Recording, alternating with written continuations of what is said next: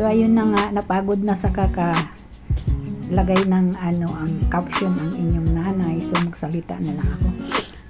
Nandito kami sa area ng Ximending. Naghahanap kami ng makakainan. Actually parang Pilipinas lang siya. Ang pinakaiba lang is malamig siya. Malinis din. Malinis siya. At first ang hangin dahil marami silang puno. Ipakita ko sa inyo sa next upload ko ang mga puno within the city.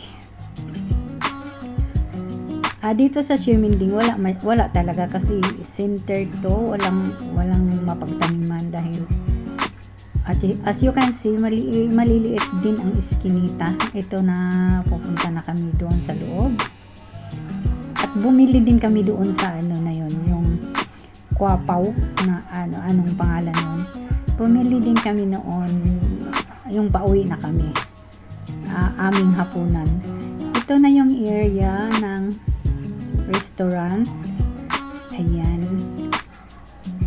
So, maraming tao at hindi namin alam kung anong aming orderin. So, nag-search siya kung ano ang aming kakainin. Andito kami sa parang waiting area. Ayan, may globe. Pinakita nila ang kanilang kung saan naroon ang Taiwan. So, di ko na kayo dinala guys. So, tapos na kami kumain. So, naglakad-lakad kami. Very lucky kasi na nagkataon na merong parade ay isang parang festival ng Taiwan at nagkataon na nandoon kami. So, manood tayo guys ng kanilang festival. Nakalimutan ko ang pangalan, basta festival. Ayan, naka-costume sila guys. Ayan, ang ating mga ang kanilang mga kasali sa sa parade.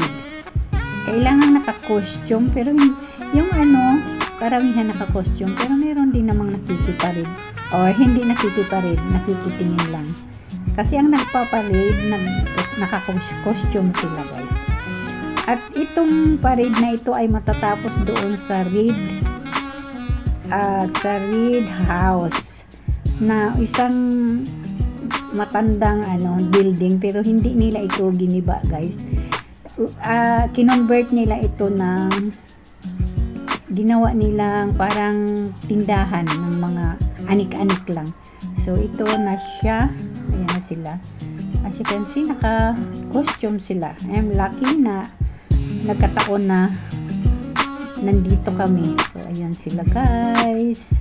Nag-parade na ang ating mga Taiwanese. Naka-costume sila guys.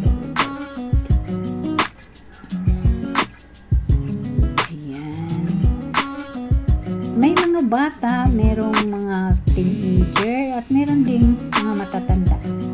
Hindi ko na karamihan talaga teenager, saka yung mga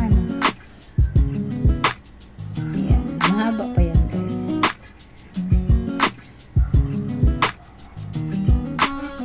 Ayan, at meron pang mag-aano dyan ng marami din ang nag-aano guys, nagpi-picture, nagbi-video. Ayan, pakitang gila si kuya guys, magpinising sila. Kita. Samurai ba yan? No, I don't think it's finishing. So dito nila tinatapos ang kanilang parade dito sa Red House na ito guys. Ayan, daming paninda sa loob guys. Magkikita tayo sa next video. Salamat sa panood.